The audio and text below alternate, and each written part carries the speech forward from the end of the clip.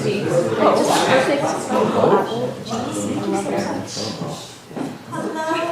wonderful people. Thank you for coming to see Prestidigitation. I am the writer and director, but it was way more than just me turning this from my little anxiety-fueled senior year of high school project into what you're seeing right now. First, Daniel, my stage manager, who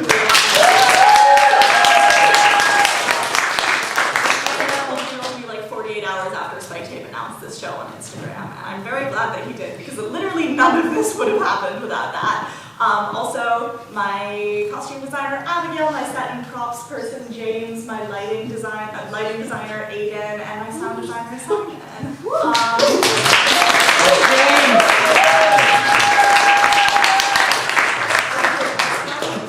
Beautiful, wonderful, sexy cast that you're about to see.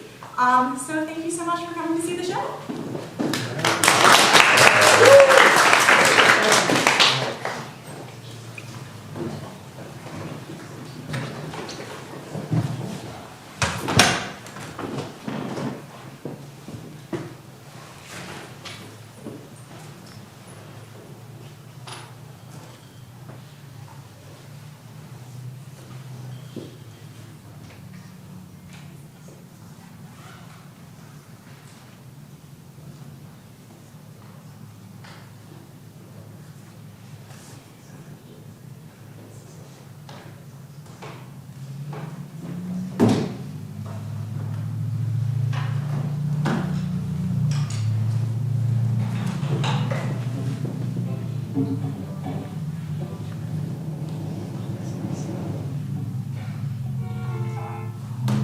Can we just get started without her? It's been half an hour. No, she texted me like 10 minutes ago that she was 5 minutes away, which probably means she'll be here soon. Besides, it's a new campaign. We can't start unless everybody's here.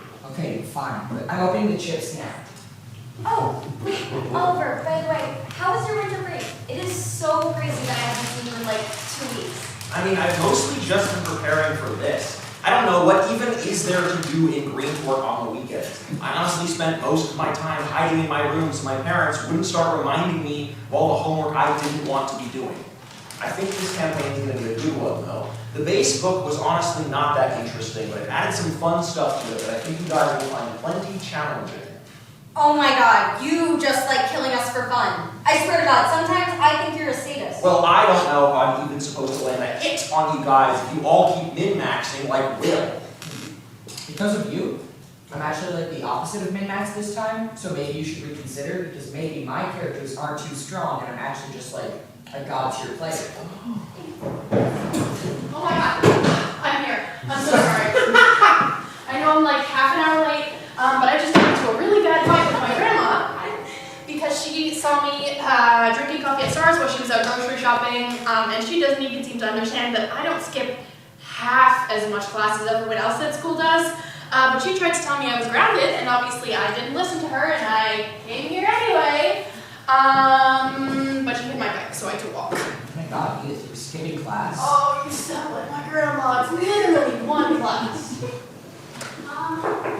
Hi, is there a Dungeons and Dragons game happening right now? The flyer said that this was the right time to show up. Oh my god, I hope I'm not late. No, not at all. Have a seat. Sorry, I hope we don't seem rude. It's just that we've been putting out flyers for our D&D games for years now, and no one has shown up except for us. Oh my god, I hope I'm not intruding. Oh, no, not at all. We're actually starting a new campaign today, so you came at the right time. Do you know how to play already? Wait.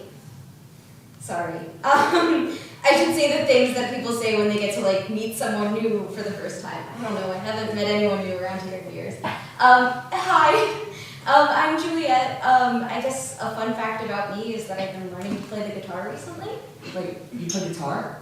Why didn't you tell me you were learning? Well, you never asked. Besides, I'm not even that good. Anyway, this is Will, and a fun fact about him is he's my cousin. I don't know, he's really boring. Technically we're cousins, but we're basically like those creepy twins from The Shining. Oh, I love the whole creepy twins thing. Yeah, they're always like my favorite characters. Oh, I'm Sophia, by the way. I haven't played D&D before, but I did read up on some of the rules, and I saw from the flyer that you guys are starting a new campaign. campaign today, so I went ahead and made a character sheet. But you guys have to let me know if he's good. Whoa, it's actually really impressive you did that all on your own. I'm Oliver, by the way. I'm the DM. Are you new here? I haven't seen you around before. I've actually been here for a few months now. I just haven't talked to that many people. I'm from New York City, but my dad had this whole mental breakdown when my parents got divorced, and so we decided that I needed to live in Greenport because he grew up here. So now we live in this weird bachelor house. Wait, but that's kind of cool though. You've total freedom.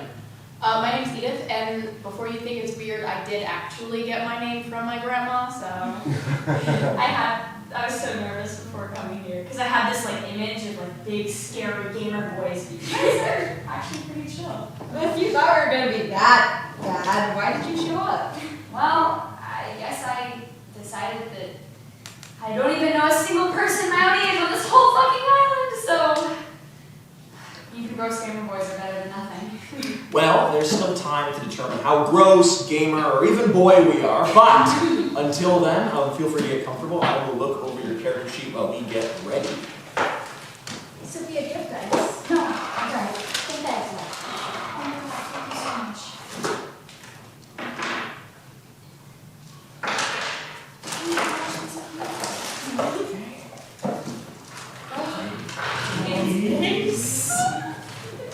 Oh my god, that's so cute.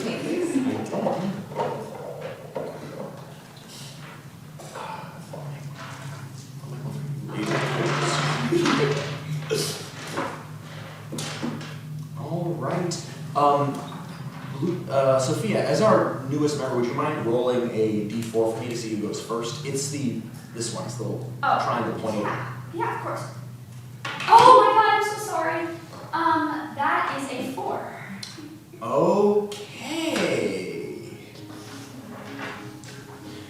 The sun rises on the first day of a new year in grimdark, shining between the cracks in window panes and sending children of all ages scurrying off to their town squares and bookshops, their little noses pressed up against the glass, waiting for the next shipment of fairy tales to come in. And come in they do, slowly at first, their glossy covers and rich, musty pages cropping up slowly, unevenly between towns, but then, all at once, gathered in great piles in street corners, in the strangest places in people's homes, fueling grimdark with enough magic for the next year.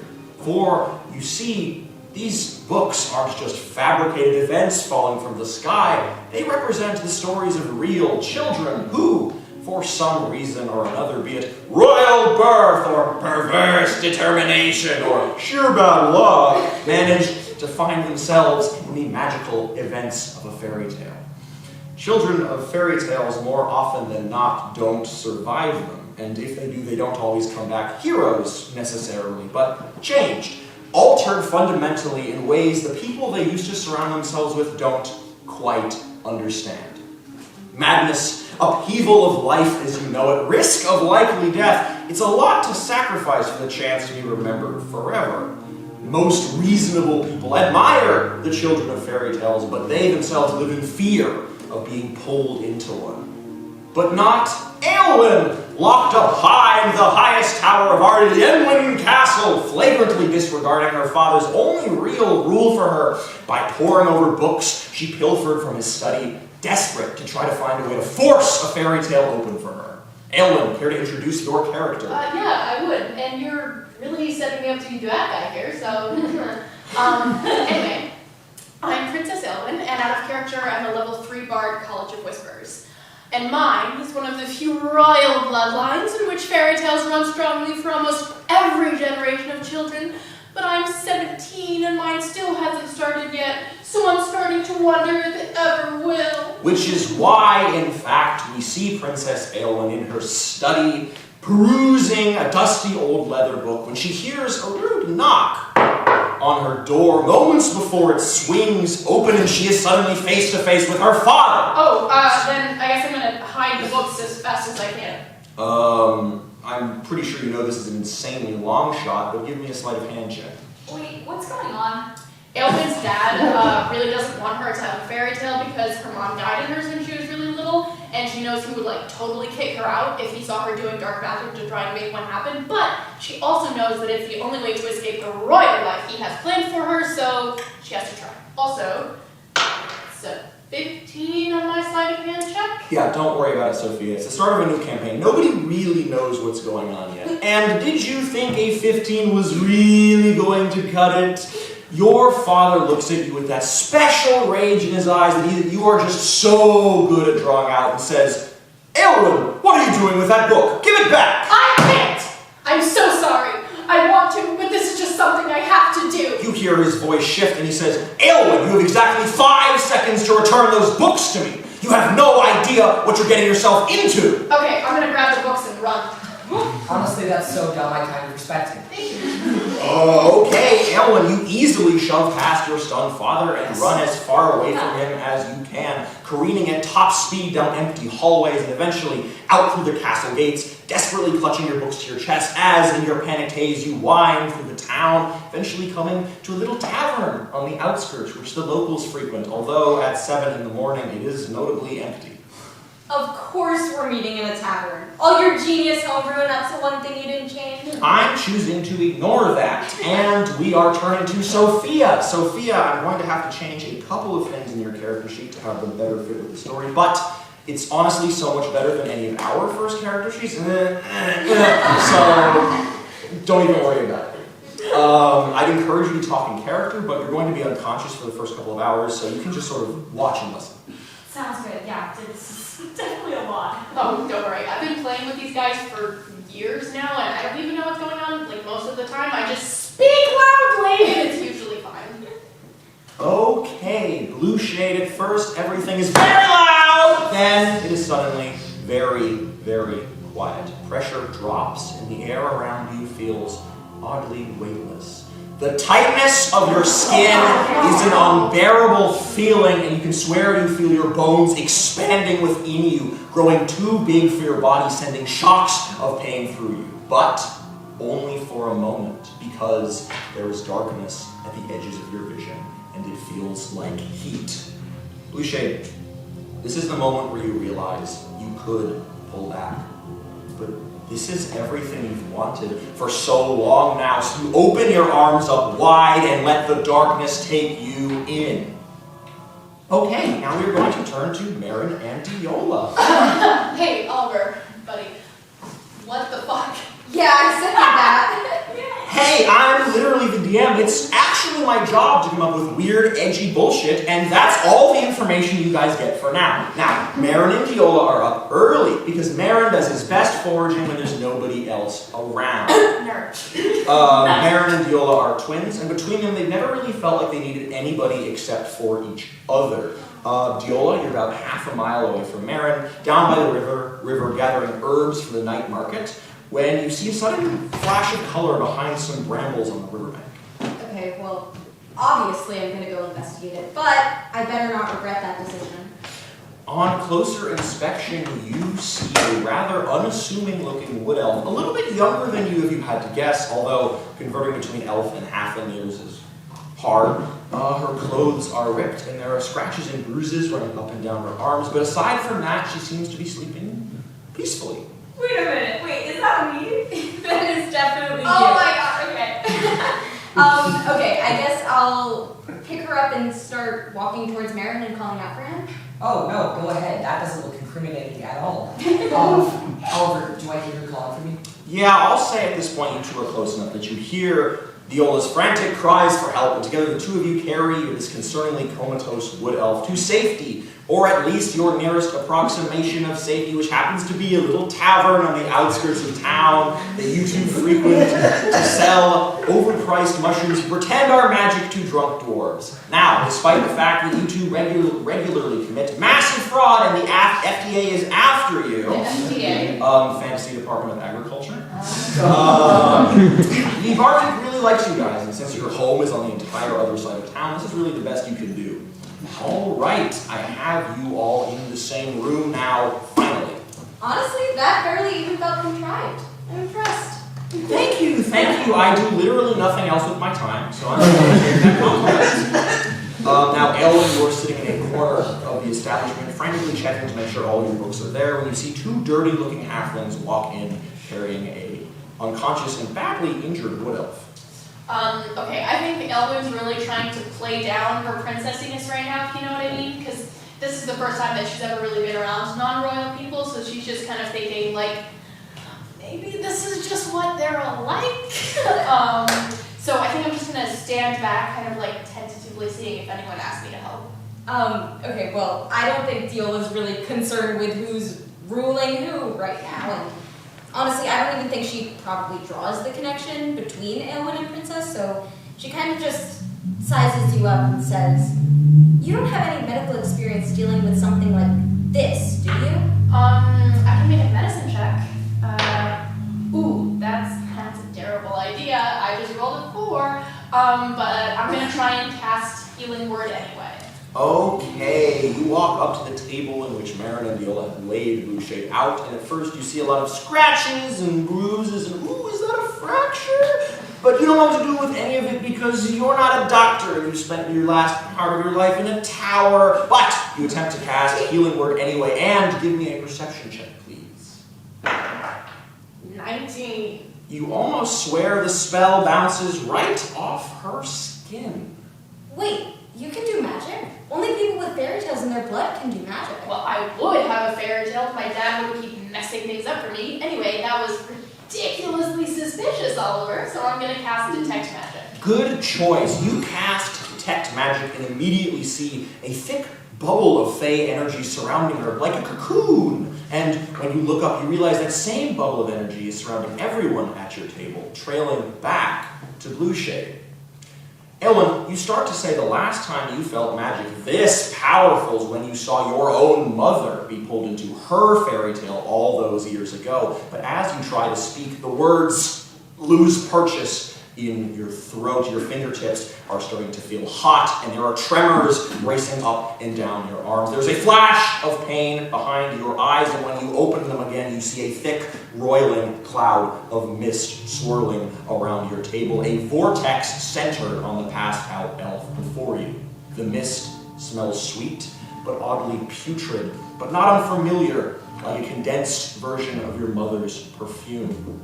All of you feel yourselves being pulled through a tear in the fabric of a reality you seemingly no longer belong to, your fellow patron-goers only able to watch as the world around you guys ripples and warps, eventually splitting open and swallowing you all, pushing you into the unknown. And that is where we are going to end our session for this week. I'm officially a fan of Weird Gamer Boy roleplay. Yeah, this new campaign's cool. Thank you, thank you. I think once you guys realize what I have in store for you next, though, you aren't going to be as happy with me. Oh my god, I need to get out of here before you start threatening us more. Hey, Edith, do you want me to walk you home? Oh, you know what? If you need to get home soon, that's probably not a good idea. We live pretty far from each other. Nice attempt to ditch me, Juliet. Sophia. Thank you. Come on, I gotta get home too. My parents are like way too obsessed with family dinner, so they'll freak out if we eat too. Yeah. Wait, Sophia, so tell me about your...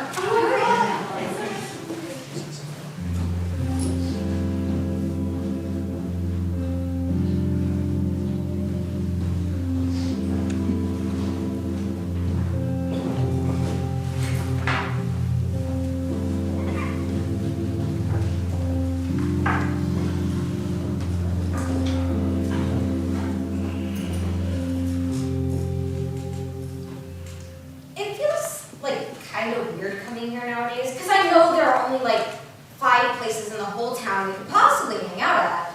But, you know, we've all been coming here since we were so little, and I don't know, the walls just have a lot of memories. And that used to make me so happy, but now we're graduating in like 5 months, and I don't even know if I want to leave anymore. Like maybe I just want to stay here forever, and I don't want to go to college and never leave. Really? I mean, I know you say that, but you can't actually mean it. I don't think I could ever imagine myself feeling any nostalgia for pretty much anything here. I don't know, maybe it's because my parents are terrible, and I know this is kind of mean because there's nothing actually wrong with her, but sometimes I feel like my grandma is honestly pretty terrible too. Like, every time I come home, I just feel like I'm being smothered because her whole house is covered in dusty old people stuff that hasn't been cleaned in years. You know, sometimes I wish that I was like Sophia so that I could know what it was like to be cool. When I finally do get out of here, I'll miss you guys though. I don't know, maybe it's like really silly and totally selfish, but like sometimes I feel like the buildings here are dollhouses. Like I'm just too big for them. Like one day I'm just gonna stand up and crash through all the roofs. I am not gonna miss that when I leave. It's weird, but I think I get it. I'm not really jealous of Sophia though. She doesn't seem that happy. Can I tell you something? Of course. Well, you can't tell anyone this. Honestly, I don't even really know why I'm telling you this. I trust you, and I feel like it would be cool to have like a secret just between us. You know how I've been playing the guitar recently? Yeah. Well, I've been writing songs too, and I submitted a few of them to these like songwriting prizes I found online, but that was like a month ago. Now the guilt is totally eating me up on the inside. Like, why did I think that my songs were good enough to pay $20 for someone to listen to them and hate them? And why do I feel like I can't tell Will? Like, I know he'll think that I'm just doing this as like a way to abandon him or like get out of here for attention or something. Obviously, that's not what's happening, but I know that's what he'll think. I don't know. Do you think I'm like terrible and conceited for doing all of this? Not at all. I think it's really cool, actually. I don't know, I didn't think you were the type of girl to do stuff like this. I always thought you were a lot more shy. Well, I've been trying to be less scared of doing things recently, so, maybe this is good for me. Please don't tell Will, though. Oh, I won't. I know you two have your whole weird thing going on, and I wouldn't want to mess with that. Trust me, I've been friends with Oliver the longest out of anyone here, and every time I mention something even remotely related to the two of us going to different colleges, he flips out and totally shuts down, so I understand.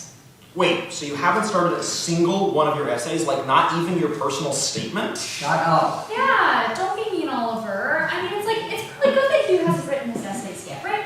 Like, okay, I started writing my essays in July, but like that was only because I was slowly dying waiting out the summer at my dad's house, and the only things I had to do were like sit and be angry at him or write my essays. So I wrote my essays and fantasized about going to college, and oh my god, at the time I thought they were like the best thing ever. But I look back at them now and they're like actual trash. Like, okay, could you guys believe that the first draft of my personal statement was about how hard it was for me when I broke my leg water skiing on vacation? I don't know. I don't know why everyone expects me to go to college. Like, maybe we can all just become librarians here and keep needing to play D&D forever. No offense, I love playing D&D with you guys, but that sounds like literal hell. I have to get out of here sooner or else I'll go actually insane. I can feel it's starting to happen already. Suburban zombification. It's a mild case for now, but give it some time and I'll start wearing athleisure and brands. I don't get why everyone hates it here so much anyway. Greyport is a fine place to live. It's more than fine. I like it here. Even if according to you guys it's like the worst opinion in the world. I mean, it's not like this is hell or something, it's just the suburbs. You guys need to stop complaining. Hey, Edith? Yeah. You guys were crazy early today, and I've never seen you be early for, well, anything before. So, what happened? Did crazy evil Edith take you over? Real Edith, blink twice if you're in there. Damn it. You're very funny, Oliver. Juliet practically chased me down after... You know let me talk about? She practically chased me down after math class, asking to walk over together, and she walks past. I totally did not like chase you down. Shut up. Stop being such a stalker, Juliet. What, are you in love with Edith or something? Of course not. She just wanted to walk over with a friend. Hey, all I'm saying is that she... I always walk with her and Oliver. Oh, speaking of which, I should probably start heading out soon. I'm gonna be up till like 2 a.m. writing college essays. Hey, actually, my dad is gonna be gone for the weekend, so if you guys wanted, we could like go to my place and like chill and like have a few drinks, but like I totally don't want to like put strain on you guys or anything. I know I just met you guys, and it's kind of nice to actually have some people to talk to around here. Oh my god, I would love to, and so would everyone else. This is so exciting. I've never been invited to an actual party before because I only ever hang out with these losers, so I never get invited anywhere. You know what? That's actually kind of rude. I was invited to a party last Halloween, but it was last minute, and I was handing out candy with you guys, so I didn't go. Oh my god, you never told me about that. I can't believe you got invited to an actual party and didn't go. Wow, Edith, I had no idea this was something you, well, cared about so much. It's not. I don't, obviously. Okay, just like, let's get going. I don't want it to get too late. I mean, okay, if this is actually happening. I really don't want to put like a strain on you guys or anything. This doesn't have to be a thing if you don't want it to be. No, this is definitely a thing. Okay, I'll meet you guys in the parking lot. I'm gonna go call my grandma and tell her I'll be home late.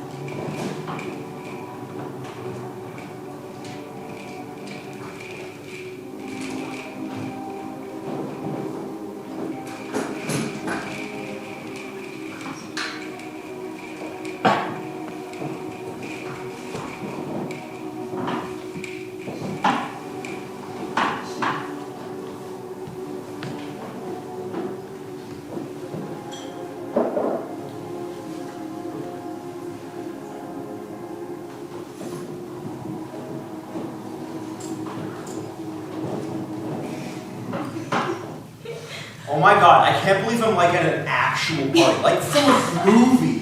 This is honestly not terrible. Oh, wait, now I'm psyching myself out. What are teenagers even supposed to do at parties? It's kind of just it, honestly. You just like stand around and talk and drink, I guess. Wait, oh my god. Am I drunk right now?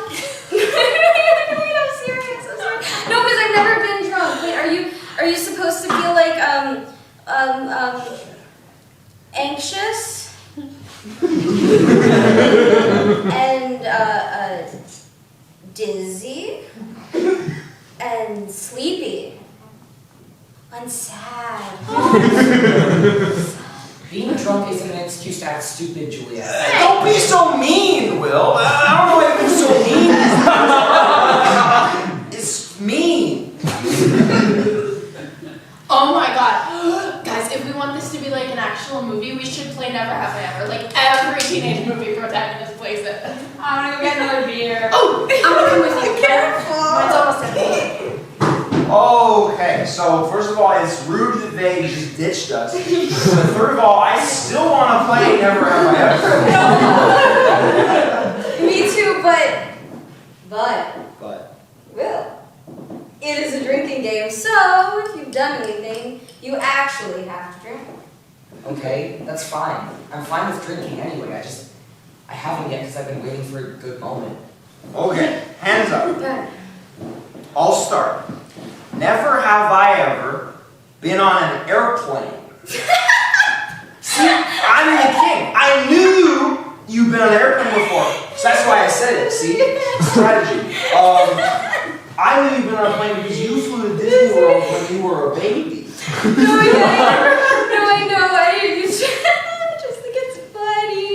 Because I was just thinking about how little kid me feels like so far away right now, like on another planet in like Florida. I just think that's funny. That is kind of funny. I don't think little Oliver is that far away at all right now. I just think he's judging me for how stupid I'm acting. Oh my god, wait, I have one. Never have I ever been on a date. Oh, I mean, we're all just so lame. with someone that's the same gender as me. Well, that's kind of weird.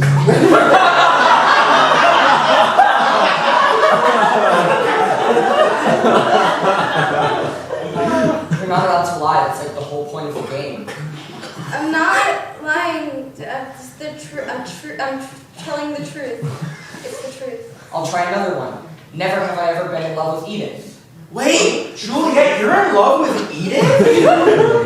I don't know why you're ruining everything for me, Will. Just get away from me. I wish you weren't like this. Oh my god. Alex, New York is cool and all. Whoa! But at the end of the day, it's just another place to live. Like, there's nothing inherently that magical about it. What? That can't be true. I mean, you're just like so cool. Girl, you're just like so cool and stuff, and you casually invite people over for drinks, and you've been to real parties, and you know so much more about like life and stuff, you know? That's kind of the problem, you see? Like, okay, you guys can always have, like, not done stuff, and it's a little embarrassing or whatever, but, like, you can't have not done stuff once you've done it, or, like, undo the stuff that you've done. Like, coming here sucked. But it was also the first chance I've had to, like, wipe away that image of myself that lives in my head that's constantly telling me that I can't just slow down and have normal friends that do normal teenager things because there's nothing actually that interesting about me without the shock value. And then I met you guys, and I was like, there's a whole group of people who, like, don't even care and aren't even part of that, like, scene at all. And then I just started feeling so anxious because you guys are so close. I can't even tell if you guys want me around or not sometimes.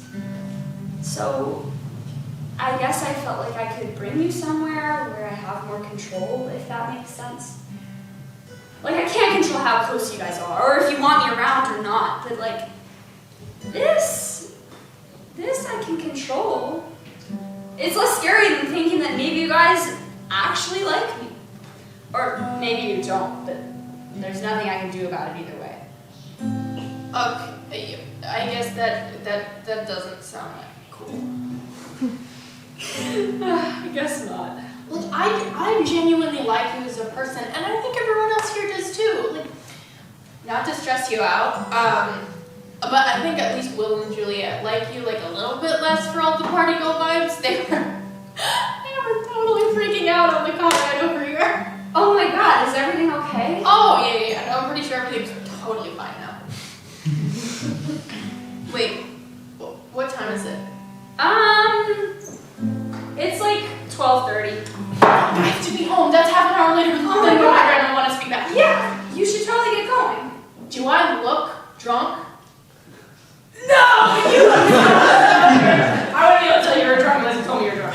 Okay, guys, I gotta go. I'm gonna be so late. My grandma's gonna kill me. Wait, can I ride home with you? I'm ready to go. I don't feel good. Juliet! Oh. Are you okay? I'm fine. It's whatever. Oh, okay. Well, I don't think either of us should be biking right now, but I can walk with you. I should probably get going too. I'm starting to feel kind of sick. Yeah, you don't look too good either. Did something happen while I was gone? No, not at all. I gotta go. I'm sorry. Okay. Sophia, before I go, do you want any help sort of cleaning up all these bottles? Oh, or like that's the so house? sweet, but thank you so much. I got it. So I'm gonna head out now. I just wanted to say thank you so much for inviting us here. It was really interesting.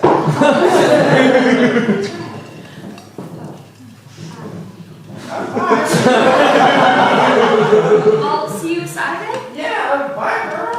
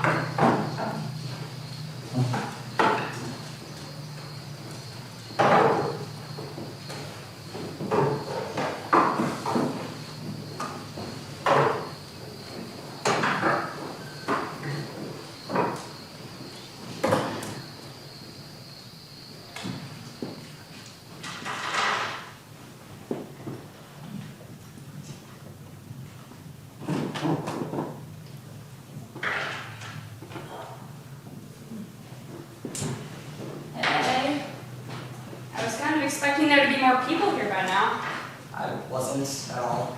I'm just glad you showed up. Oh my god, I'm really sorry. I didn't mean to fuck everything up. Has anything like this ever happened before? There were a few weeks, a couple months ago, where Edith didn't show up because she and Oliver got into this like huge fight where, he called herself obsessed and shallow, and she said that he was living a dead-end life going nowhere, and that wasn't nearly the worst fight those two have had. I mean, you know people for so long, you're gonna fight, right? But it's okay, because you know that even if you're kind of shitty, they're not gonna leave you. And besides, who else would they even hang out with? No one else in this town even likes us. Maybe it sounds kind of weird, but that sounds really nice. I mean, like, I've never had friends like that before. We could be those friends. That would be awesome.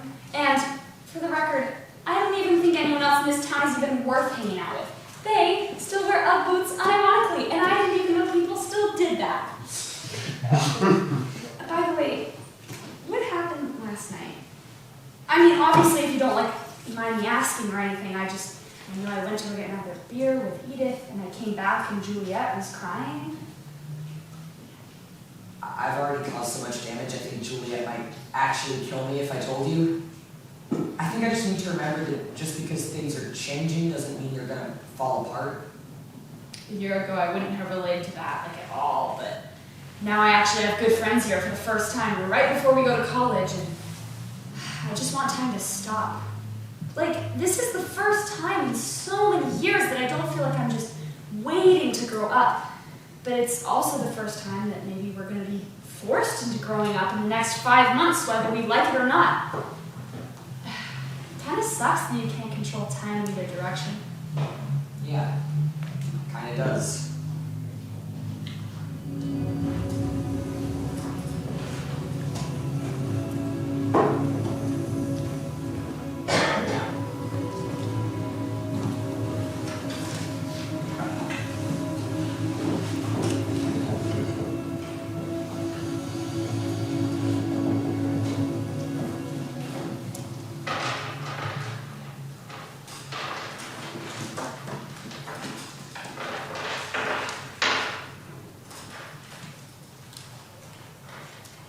Okay, Blue Shade, you're not sure you're awake exactly, but you definitely aren't asleep anymore. Your mind seems clear, but as you open your eyes, you see an alien landscape unfolding around you. The sky, shimmery and rippled like the surface of a lake, hangs low and loose across the horizon, and occasionally misty pages flutter down from the clouds, pooled at the center of the sky to disintegrate against the ground you sit on.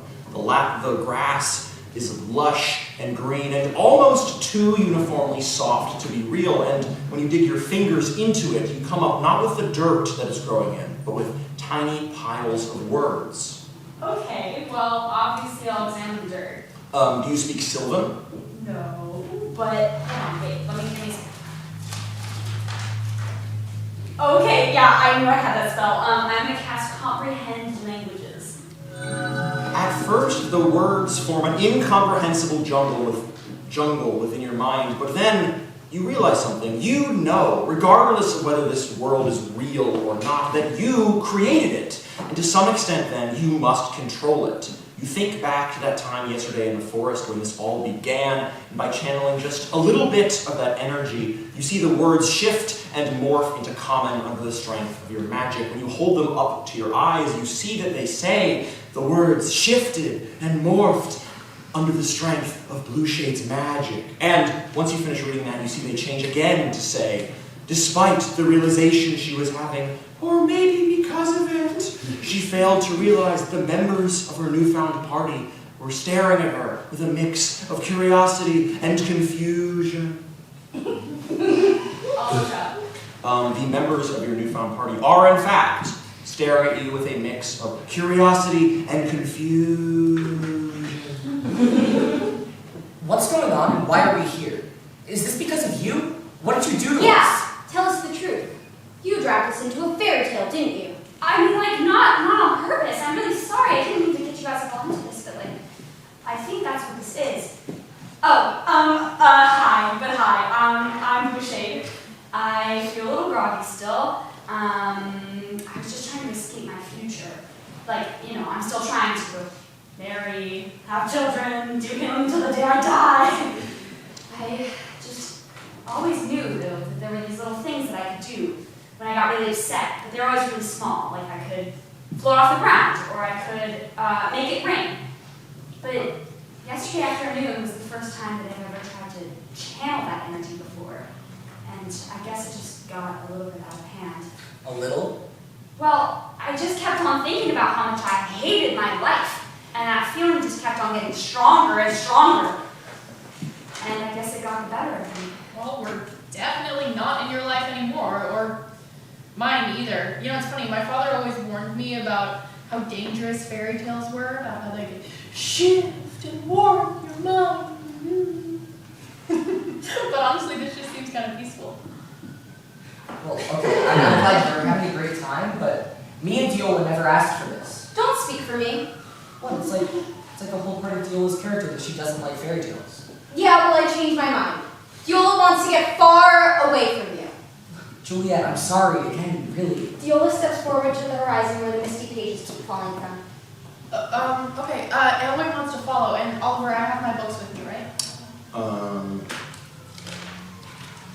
As far as you told me, you left them back in the tower. Wait, no, that can't be right. I have to have them. I can't do this without them. I'm gonna go back against the rift where we came in from. I need them. You run as fast as you can against the strong winds propelling you away from the rift, and just as you reach out your fingers to graze it, it's gone. In that moment, you remember the first rule of fairy tales that your father always taught you. You can only go forwards. You can never go back. No matter what you left behind, it's gone now. That's what drives people mad. Even as you stand there stricken, you can feel the grass begin to ripple beneath your feet, sending its tendrils around your ankles. No matter what you left behind, it's gone now. Lost to a reality which keeps pushing endlessly forwards, dragging you along with it. Aylwin, this is what you asked for.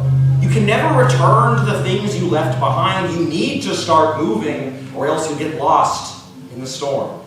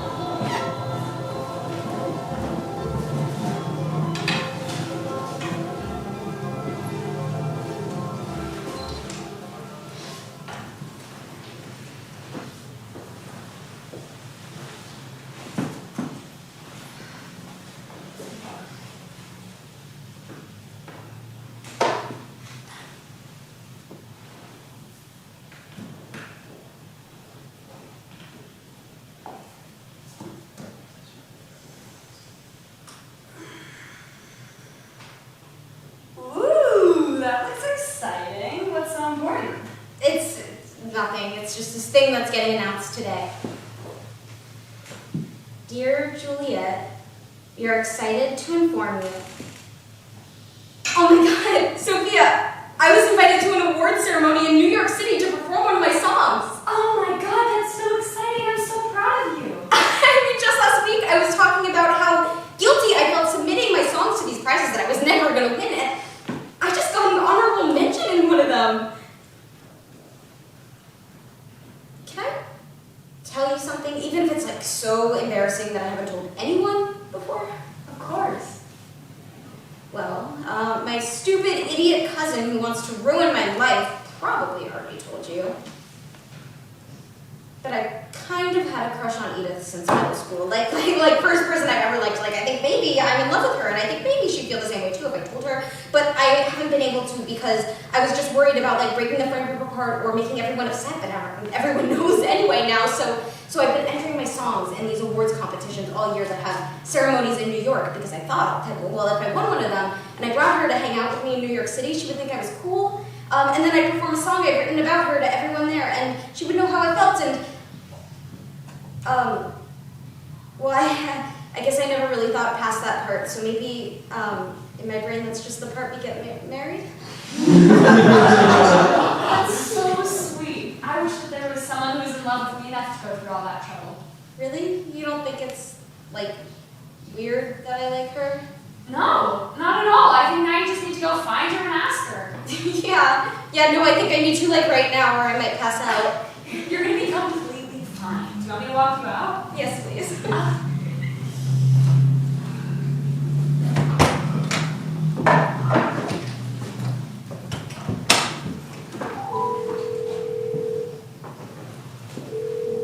Edith? Oh my god, Juliet, hi! Hi! Oh my god, this is so exciting. We never call each other on the phone. What do you want to talk about? Poodle skirts? The boys we want to go study with? I swear, I feel like one of those characters in Bye Bye Birdie or another old-ass movie. This is so cool. I wanted to invite you to this thing that I won. Like, it's embarrassing. It's like the songwriting thing. It has a ceremony in New York. And I was wondering if you wanted to come with me, but you don't have to. I know it's last minute, and you totally. Oh my god, I would love to. This is so exciting. Juliet, I'm so proud of you. I have to start packing. What do people even wear to award ceremonies in the city? I don't know. But I got us 2 train tickets when I found out. Just in case you would want to come. We leave the day after tomorrow, and then sleep on the train and get in at like 10 a.m. if that's okay. That sounds perfect. This is so exciting. I mean, my grandma's not going to be excited, but whatever, she'll live. I don't know how you're going to sleep on the train. I would be up all night if I were you. Yeah, I think I might be. Okay, I gotta go because my grandma's yelling at me to come to the table, and I really don't want to piss her off right before I tell her that I'm going into the city with you. But this is genuinely so exciting, Juliet. I'm so proud of you. Okay, love you. Good night. Love you too.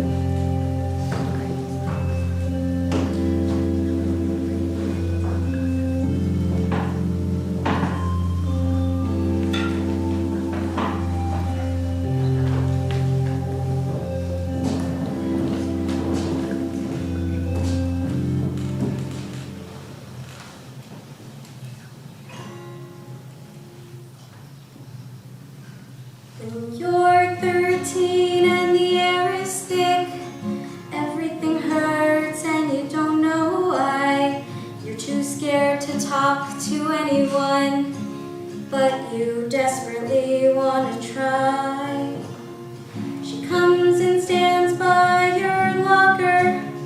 She waits for you, you don't know why, but it's the first time you haven't felt awkward in like a really, really long time.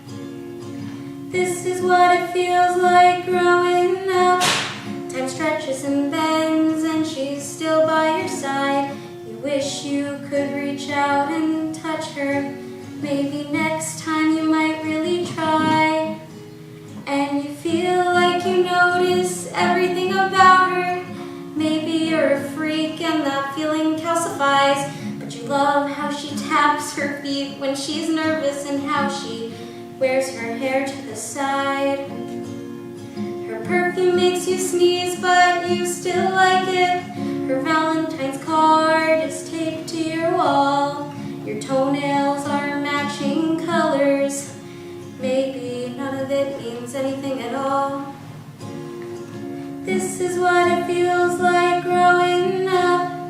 You enter high school and she's still by your side. Maybe someday she'll notice you staring.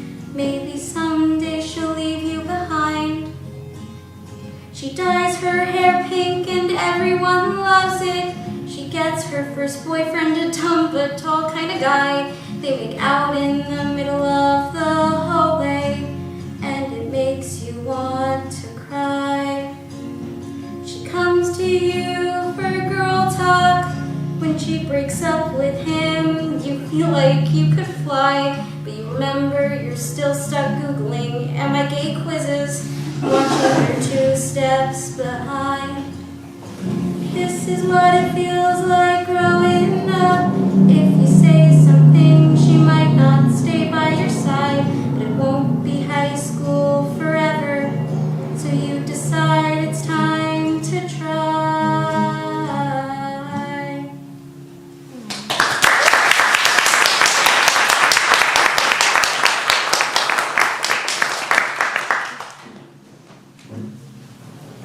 Oh my God, Juliet, that was amazing. Oh my god, I'm so glad you liked it. Oh my god, I was so nervous.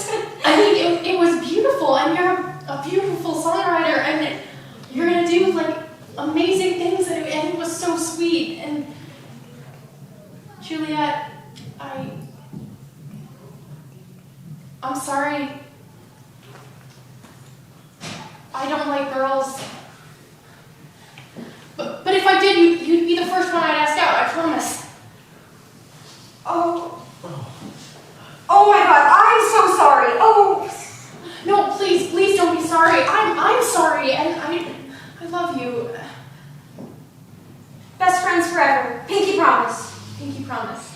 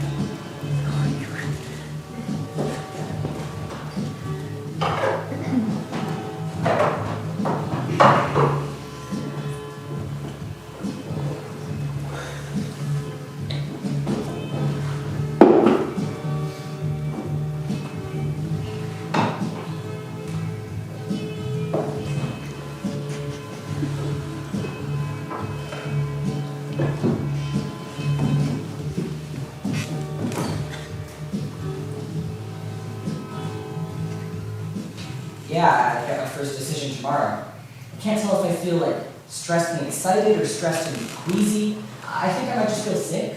Well, either way, I'm really glad you got your applications in. I know they've really been stressing you out. Yeah, well, don't give me any of the credit. My mom practically had to send them in for me. Anyway, I feel like it's you we should be talking about, Mr. Hotshot I'm going to college. Thanks. I mean, I guess thanks again, since this is all you guys have been talking to me about. But I'm really happy. I just wish my mom was too. I don't know, she's been really supportive and nice, and she never said anything bad about my school, but I just get the impression she wishes I'd ED'd to somewhere better, like Brown. And that just sucks. Yeah, that sounds like it sucks. Yeah. Look, Will, I know you don't want to talk about this, which is why I haven't brought it up, but like, are you doing okay with Juliet? I mean, this is the longest you guys have gone without talking. Not really, no. It's driving me crazy.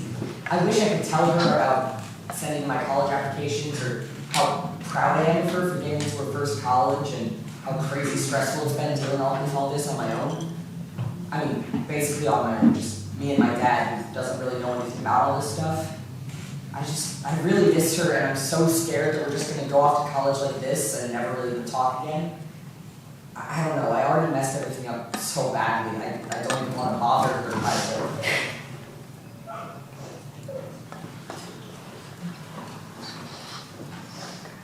Juliet, I know. It's okay. I missed you. I missed you too. Like a lot. Oh, I have so much to tell you.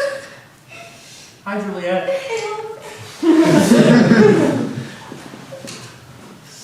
Are you okay? I don't know.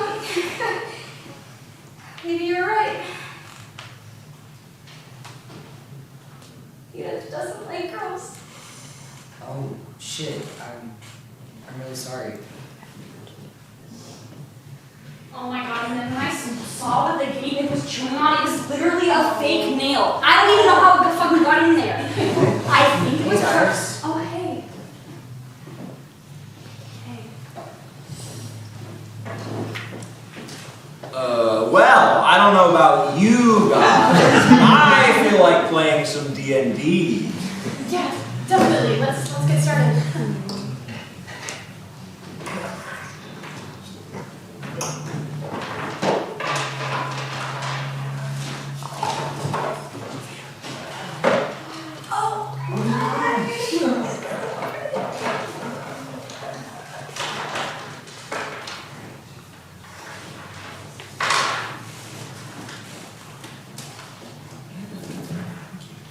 Okay.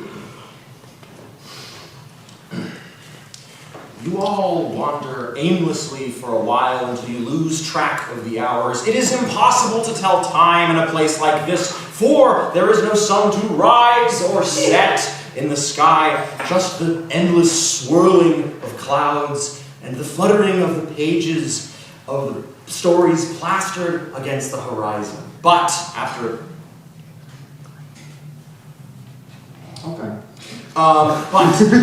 a long and tiring hike, you make it eventually to a haphazard structure built out of strange materials. Wood, porcelain, which looks like it came from a giant teacup, silk pulled tight like a circus tent, with spires and towers jutting out at seemingly impossible angles. The sign on the door marks it as an inn. I'll push the door open and walk inside, gesturing for my party members to follow. Yeah, we'll follow her. You push open the door and are immediately taken in by the musty scent of the oil lamps hanging in what seems to be more of a bar than a lobby. There is a substantial crowd clustered around a barkeep pouring glasses of a strange, smoking, effervescent drink, but it is all oddly subdued. There's a strange feeling in the air, and you get the impression that the people here aren't really happy. I'll go up to the barkeep and order a drink. Alright, you order a drink, and despite its otherworldly appearance, as you readily gulp it down after your long day of travel, it tastes rich and earthy, like mushrooms and rain. Diola, can you give me a perception check, please? 15. At first, the faces of the people in the crowd swirl into an indistinguishable mass, but then you realize something. You recognize some of these people. You know a friend of your mother's and the woman you used to buy bread from at the market. People who just disappeared one day and never came back. It takes a moment for their faces to really register in your mind. Nobody talks about them anymore. And you, for a minute, almost forgotten that they'd existed. Well, I'll go up to one of them that I know. You go up to the table of the woman you used to buy bread from at the market, but as you sit down, she doesn't seem to recognize you. She turns to you and says, "Oh, are you new here?" You know me, remember? Well, I used to buy bread from you when it was stale and half priced on the weekends. "Oh, I'm sorry, I don't remember anything from before I came here. I had a life once, I know that. I left something behind." The mist catches up to you eventually at the edges of your vision, pushing you forwards. "I know I can't stay here forever, but I don't want to forget the things I've left behind. If I play out my story, I abandoned them. I don't even remember what I lost anymore." What happened to you? But even as you say that, her eyes gloss over once more, and she goes back to quietly sipping her drink. Marin, Blue Shade, Elwyn, the three of you have very similar conversations with the people in this bar that you used to know, and from the information you gather, you realize that all of these people were once pulled into a fairy tale, but came here instead of playing out their stories, too lost, ruminating the lives they left behind to ever leave this endless liminal space. Even now, you all feel your vision softening at the edges, and your thoughts circling and catching on aspects of your previous life, and you realize if you do not leave this place soon, you will never escape this tavern. The barkeep turns to you and says, "Interested in booking a place for the night?" We have to get out of here. That you do, but that is a problem for another day because I'm calling the session here. Oliver, you can't just leave us like that. Actually I can, and I will, because I need to get ready for this dinner thing my mom is dragging me to, where she's going to introduce me like a debutante to my entire extended family, even though I know them already now that I am college bound. Oh, that almost makes me glad that I don't have any extended family. Can you imagine if my grandma tried to do that with my parents? I absolutely cannot. But for all of us not yet decided losers, would you like to grab dinner? We can send Oliver pictures throughout the night to make him jealous. Oh my god. I should actually just go home. I feel like I'm too stressed out about decisions tonight to be any fun. You guys can still do your like scandalous girl talk or whatever you need to see to it. Okay, you're better. We'll miss you though. I'll miss you too, but I'll see you in school on Monday. Love you, Juliet. Oh my god, did you guys hear that Mr. Smith like totally slept with Mr. I knew it.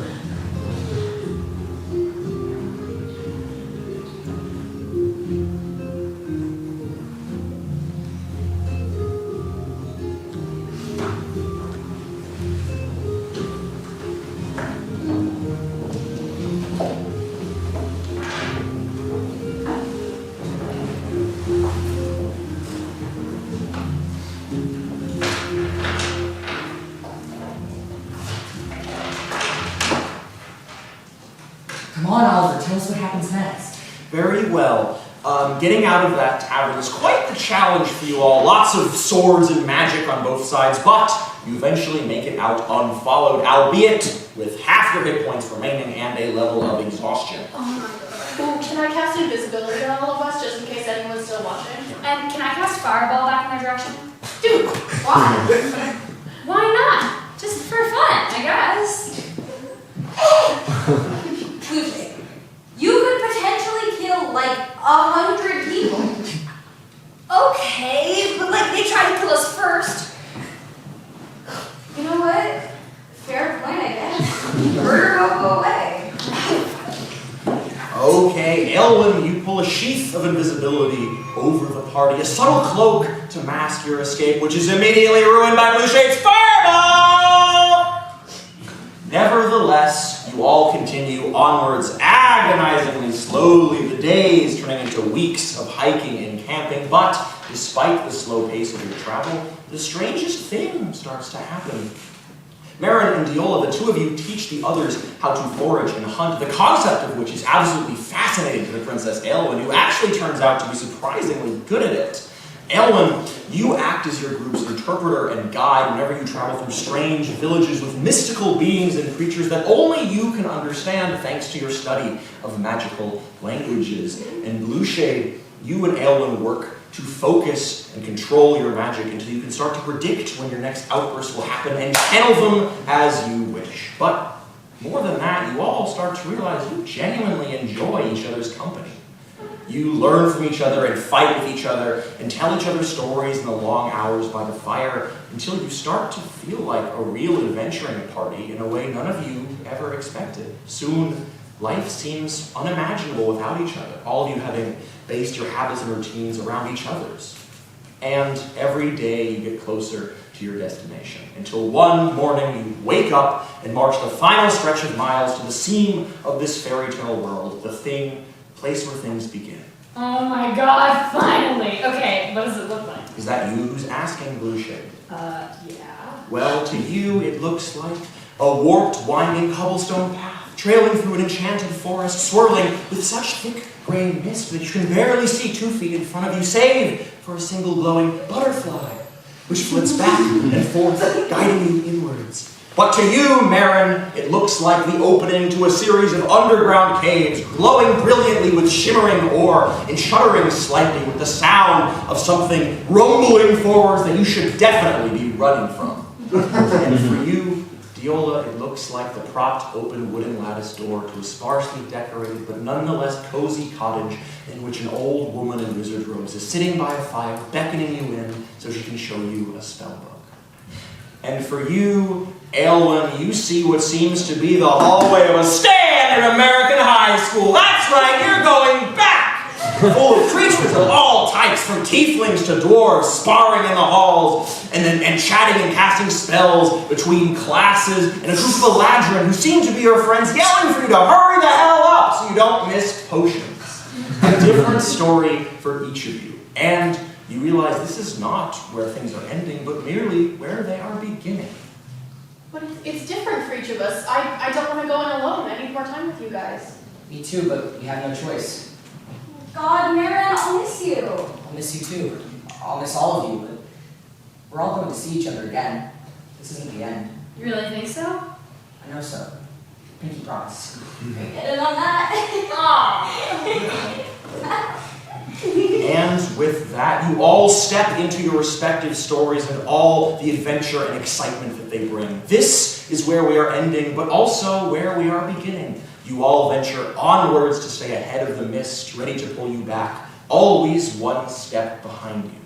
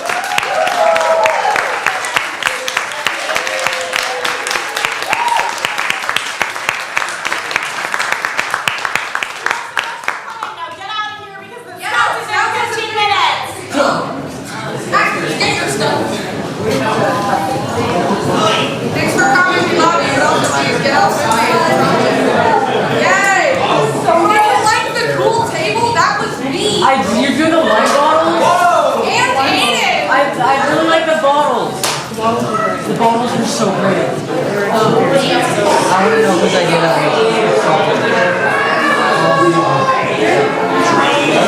get